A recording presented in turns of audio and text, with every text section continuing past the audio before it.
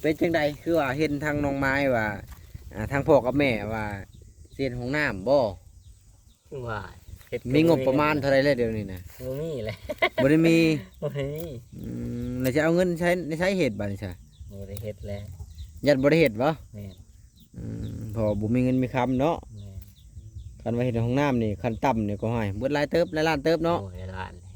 3 ล้านจะพอดีบ่ 3 ล้านบ่พอหรอกเนาะ3 ล้าน ตายไปแล้ว ระดับหมื่นปลายน่าสิพอ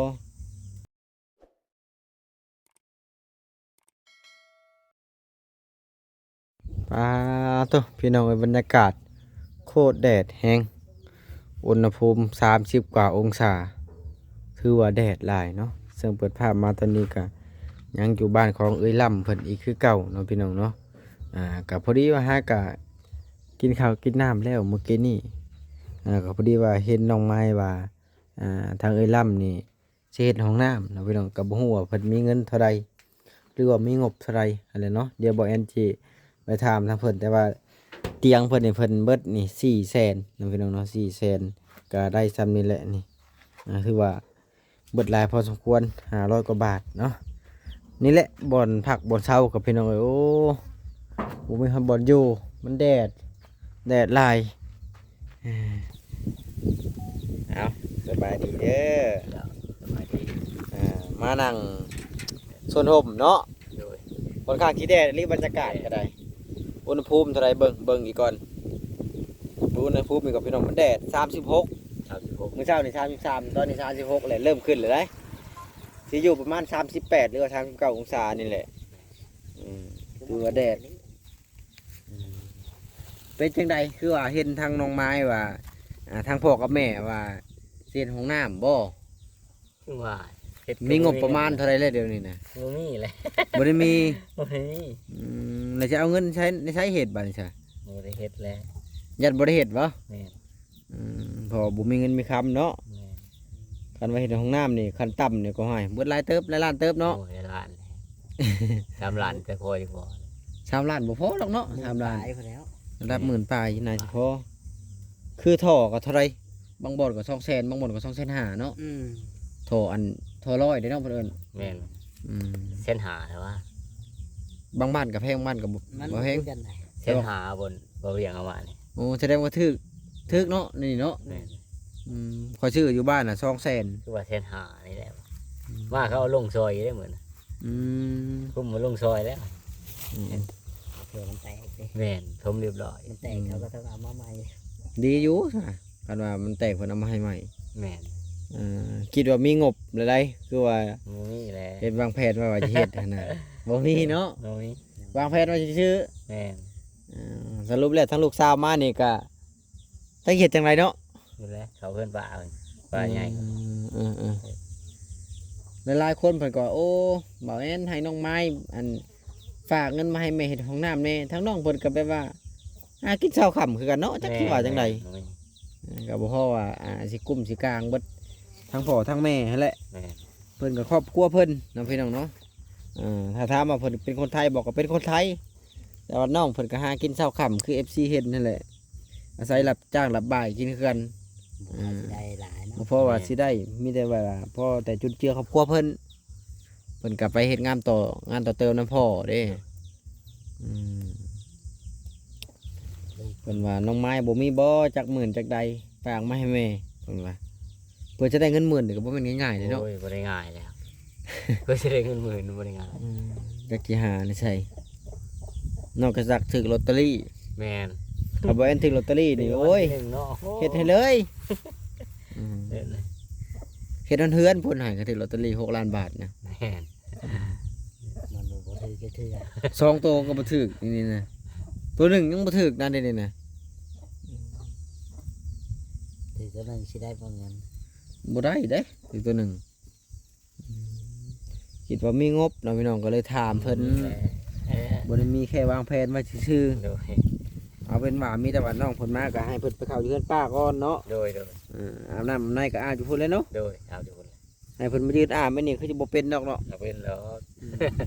เอาอยู่เพื่อนลูกใหญ่แล้ว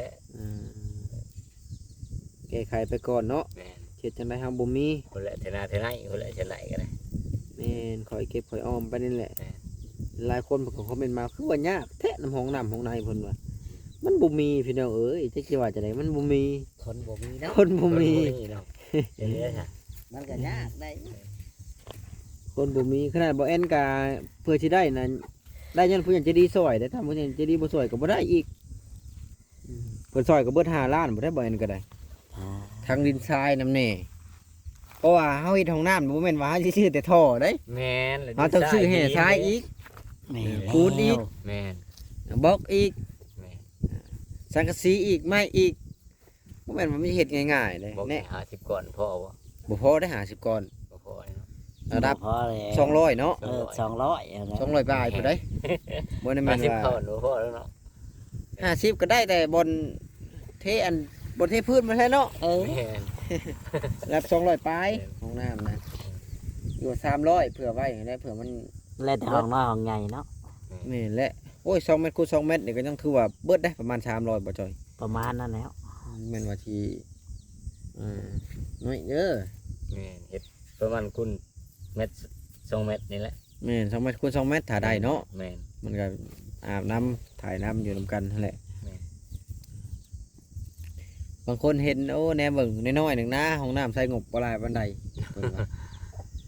บ่หลายก็ขั้นต่ำหมื่นเนาะบ่จอยเนาะ แม่น หลายรถ5ล้าน6ล้านเนาะ หลัง มัน แล้ว ในสิแล้วอยู่บ่เอ้ย แล้วบ่แล้วก็น่าสิได้เข้าได้ แม่นสำเฮาบริจางคนเด้อ แม่น เบิดได้เฮ็ดเองเนี่ย แม่นแหละ แม่น เพิ่นเฮ็ดเองคือบ่แอนเฮ็ดเองก็เท่าไรบ่แอนเบิดเท่าไร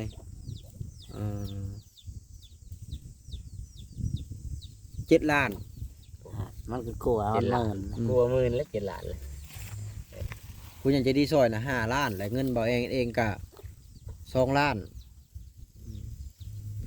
ท่อใหญ่ท่อเขียวน่ะบ่แพงนี่ได้ แม่นแพง ท่อที่เฮาเฮ็ดเอา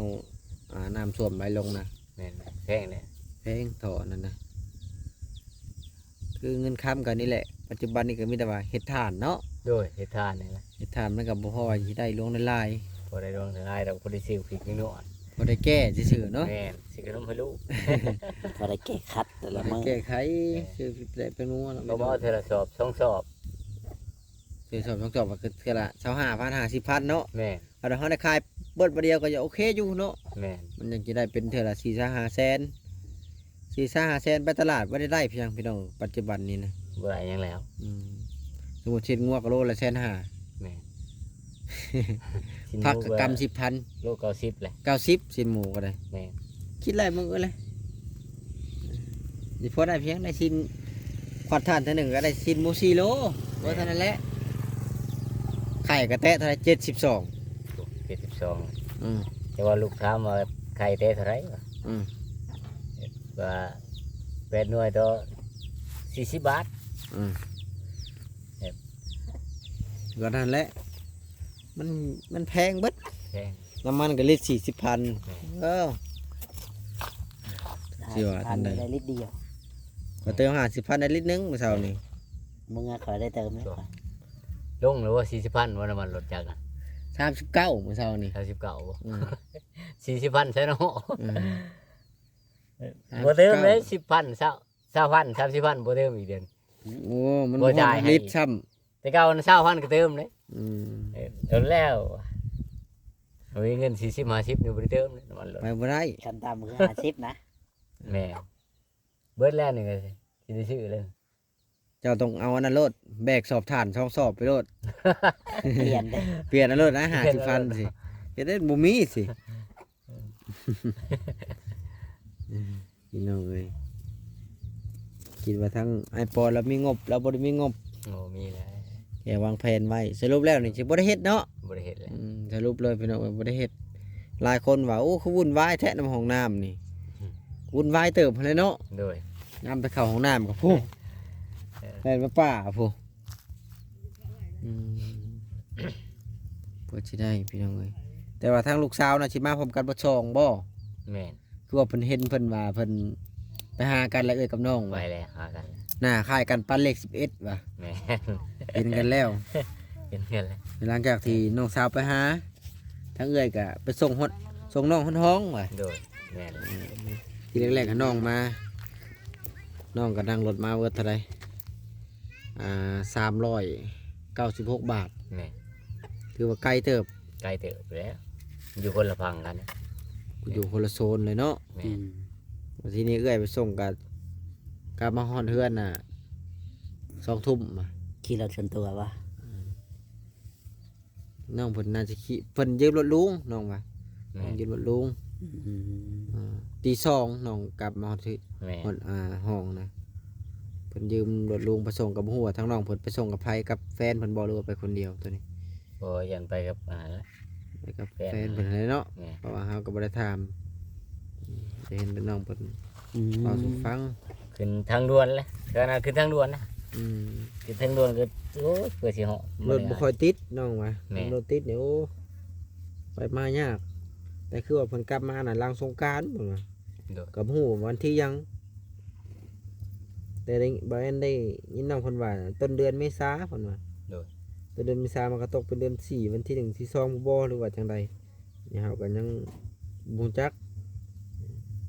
แต่ว่าหลังจากที่กลับมานี่ทั้งพ่อนี่สิพาลูกสาวบ่หรือให้ทั้งน้องเพิ่นพามาเฮือนเลย ไปแท้แท้ก็ไปเลยไปหามลูกเนาะ ครับอยู่สวรรค์พุ่นเลยเนาะ แม่น มีแต่นั่งรถโดยสารลงไป โดย แล้วก็พาลูกนั่งรถโดยสารขึ้นมาเลย โดย ก็บ่มีรถโดยสารเมารถเขาก็ โอ้ บ่มีเด้อ บ่ได้เมารถนะเขาอยาก2,000 บาทเมารถ โมได้เมาแล้ว เอ บ่ งเด้ อืม เราเรียกว่าฉันมาหอดสวรรค์แล้วบ่อยากดอกว่ะ อืม เพิ่นสิพาไปหับรถบ่ยักเขาเพิ่น มาบอสบ่ ยันแม่นอยู่ อืม เออ หรือว่าบ่บอสสิไปหับบ่ ยันแม่น หับก็ได้อยู่เฮากับปัดว่ายังเสียน้ำมูกน้ำมันให้เพิ่นอีกแล้ว แม่น เสียหลายกว่ากันได้เนาะบ่จ่อยเนาะ เฮ้ย อันนี้เฮานั่งรถสมมุติว่าเฮานั่งรถลงไปนี่เท่าไหร่พุ่นละแสน เส้นหนึงหรือว่าหอดสวรรค์เดียวเนี่ย แม่นแสนหนึง แม่น เอ๊ะ นี่ฮอดชวันแสนหนึงติแม่นแสนห้าบ่ติ จักแหละบ่ฮอดติ แสนหนึง มันแสนหนึงนั่นแหละ ข้อยก็ ลุงเห็นนี่ก็แสนหนึงนะขึ้นอยู่นี่ฮะ อืม แสนเบิดเลยลุงสั่นลุงไกลอยู่บ่จัก แสนหนึง แสนหนึงโลด มันเป็นเส้นเนาะ แม่นแสนหนึงโลด อืม บ่แล้วฉันบ่มีผู้ไปหับก็ได้ภาพเด้มาเองแล้วบ่ได้เด้เขาโกงราคาเอาได้โดยสารเขาน่ะ อืม แม่นแห บ่ ละ ได้เด้ต้องเอาไปหับเอาเอง บ่จักในมันให้ น้อง กั เพิ่ น น นะ บ่เคยมาเนาะ แม่นแม่น ต่างคนต่างบ่เคยมา แม่น ลูกสาวเพิ่นบ่ชองนี่ยังบ่เคยมาลาวน้องเพิ่นไป แม่น ไทยครั้งแรก แม่น เพิ่นยังบ่เคยมาบัดนี้ แม่น มีแต่ว่าให้พ่อไปรับ แม่น ทางน้องเพิ่นก็สิดีใจได้พ่อกับแม่ไปรับ แม่น มันก็เป็นความภาคภูมิใจแบบหนึ่งอีกใด แม่นเอา พ่อ แล้ว กับแม่ไปรับอยู่ด้านเลย มันก็แตกต่างกันได้กับมาหาพ่อกับแม่อยู่เฮือนก็แม่นอยู่ออกมาก็ฮอดมันก็ความรู้สึกมันก็สิแตกต่างกัน มันก็คล้ายๆว่าพ่อเฮาก็ดีอีหลีแม่เฮาก็ดีอีหลีอยากเห็นลูกว่าหั่นน่ะเนาะ แม่น ลงทุนไปหาฮอดพุ่น แม่นล่ะได้ไปหับมาแล้ว มือไปหานี่บ่เอ็นก็สิได้เดินทางไปอยู่ดอกไปเบิ่งพ่อกับแม่ ลูกกับแม่เห็นกันครั้งแรกนั่นแหละเอฟซีเป็นแห่งรุ่นโอ้ยอยากให้ฮอดมื้อนั้นไว้เด้เพิ่นว่าสิเป็นจังไดเด้บ่แม่นเพิ่นว่า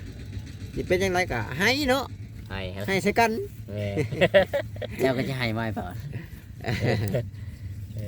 กะผู้ชายมันก็บ่ปานใดแลเนาะ ได้แล้ว มันก็สิใจแข็งแน่ให้แหละ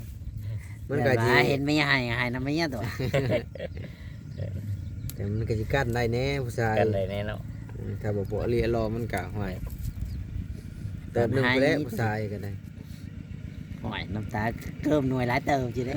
แล้วก็หน่ แม่ วย นเราแต่ก็หน่วยแล้ว แค่ในอกในใจอยู่ดอกออกมาให้ออกเสียงก็ได้ คันโมให้ยากนี้ใครเนี่ยยังไม่ มันสะอื้นในใจแค่นั้นเนาะบ่เจ้าเนาะ เออ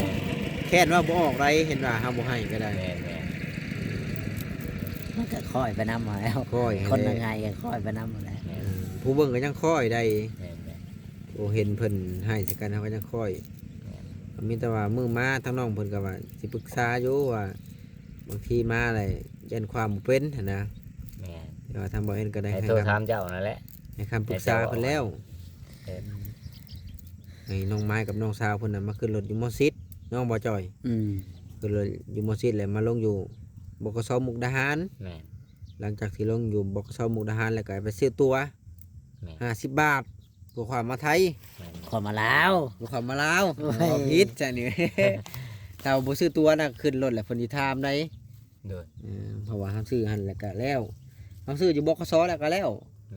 แม่น บางคนแบบว่าบ่จักซื้ออยู่บกสแล้วมาซื้ออยู่ด้านอีกมันเสียเงินทองเถื่อได้ อืม อันที่จริงแล้วมันเป็นใบเดียวกัน โดย เปิ้นในเฮ็ดแบบว่าคนใดที่มาความอยู่ด้านก็ซื้ออยู่ด้านเลย โดย คนใดขึ้นอยู่บกสก็ซื้ออยู่บกสเลยอืม มันก็สิมีรถจอดอยู่หั่นน่ะ แม่นมันจะมีลงรถระหว่างไทยลาวเด้สวรรณเขตมุกดาหาร แม่น ที่มันไปต่อสั้นๆนะ ปกสก็บ่อนเดียวกันนั่นแหละวะ แม่นบ่อนเดียว แม่น วันเดียวกันนั่นแหละ รถ บ้านเฮาก็เล่นไปฮอดบกสมันก็เล่นกลับ แม่น รถไทยก็เล่นมาฮอดอันนี้ก็เล่นกลับ แม่น นะแล้วฮอดด่าก็เล่นกลับเล่นไปเล่นมาอยู่หั่นแหละมันก็บ่ได้แม่นว่าเล่นไปไกลดอกรถระหว่างสองประเทศอืมก็มีแต่ว่าเบิ่งป้ายเอาหั่นแหละถ้าว่าบ่จักอะไรก็โทรมา โดย มันก็บ่ยากดอกน้องพี่น้องเพอทางบ่แอนก็สิอัปเดตให้ FC เบิ่งบางทีคนบ่เคยมาเพิ่นก็อยากตัวเอาได้บางคนก็ได้ โดยแม่นล่ะ ยันว่าน้องเพิ่นมาฮอดบกสเพิ่นว่ารถเบิดเลยเด้ออีหล่าเจ้าต้องได้นั่งรถ3ล้อไปไปส่งฮอดด่านเพิ่นว่ามา300เพิ่นว่าให้ มันลุบไปอีกเลยน่ะ แม่นเลย อืมมัน300อยู่บ่แม่นเพื่อสิหาได้ค่าแรงเบิดมื้อ โดย หมดมือหมดวัน เบิดมื้อเลยบ่แม่นไปทำงานอยู่ฝั่งไทยก็มีแต่320 350 ได้หลายได้ทีเนี่ย กินข้าวเองผักเองต่อบัตรเองเบิดเส้นเดือนมา มือหยังเนาะ หมูเฮียง กินข้าว3คาบเด้ซื้อเองเบิดข้าวหนึ่งกับขั้นต่ำกับเบิดละ80 บาทขั้นต่ำถ้าเป็นหลักกินนมกินเนมแน่กินน้ำแน่ แม่น เอาว่าจ้าง กินอะไร มอเตอร์ไซค์พร้อมว่ะส่งบางทีก็ได้หาดิมันก็บ่พอว่าสิได้หยังนะพี่น้องเอ้ยเหตุการณ์เหตุงานน้องก็จักว่าถือบอลน้อยหนาดี ได้ไปรัดลูกมาแล้วมาสุจีสมาบ่ได้แล้วเขาสิโกงราคาเอาได้200,000นะค่ารถเขามาฮอดพี่ ๆได้ให้เลยเนาะ แม่นเลยได้ให้เลย ได้จ้ะ แต่ร้านมาบางหันเด้บ่จักอีนูอีไหนยัง อืม พาดให้400,000พุ่น โอ้ย ค่ารถ ว่าโต บ่จักถีบหยังเด้ อืม เว้าเล่าก็บ่จักเว้าอยู่เว้าไทยอีก อืม เออร้านเด้ลูกป่าเด้เอื้อยในรถนี่เด้ อืม เสียเงินเนาะ เสียแหล้วแต่ว่าเขาไปจอดบอนคอยไปหลัดเอาเนี่ยเขาไปจอดตัวหน้าคนเขาอย่าถามดิ เขาจัก ว่า เนาะ ค่ารถเท่าไหร อืม 400,000ให้เขานะ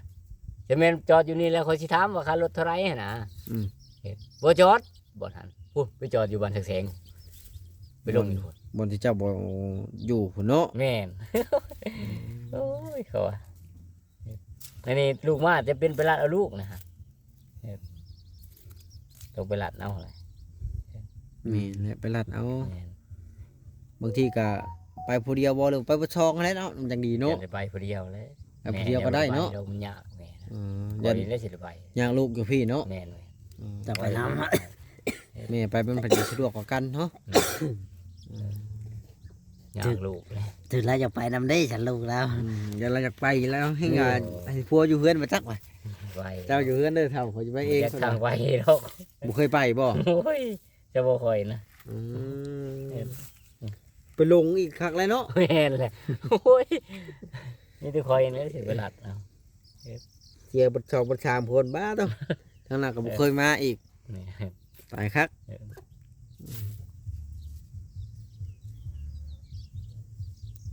ก็ถามมึงมันฮอดพุ่นแหละเนาะพี่น้องเนาะมันก็ยังเฮิงอยู่เดือนหนึ่งนะหลายประมาณเดือนหนึ่ง แม่น เดือนน้องเพิ่นจะมาหลายรถเดือนหนึ่ง เราสงกรารเนาะ หลายโครงการก็จะได้เห็นหน้าแหละ ได้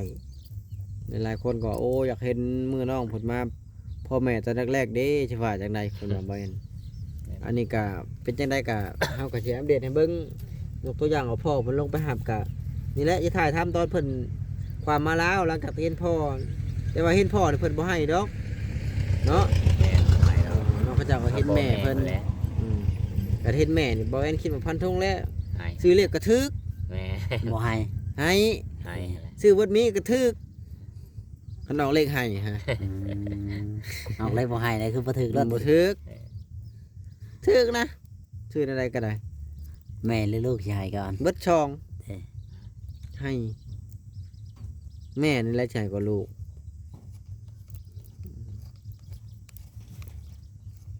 บรรยากาศก็แดดอะไรพี่น้องเอ้ยกันนี้แหละพากันมานั่งอยู่ห่มแล้วก็ถามเรื่องราวเล็กๆน้อยๆเพอมาเฮากะ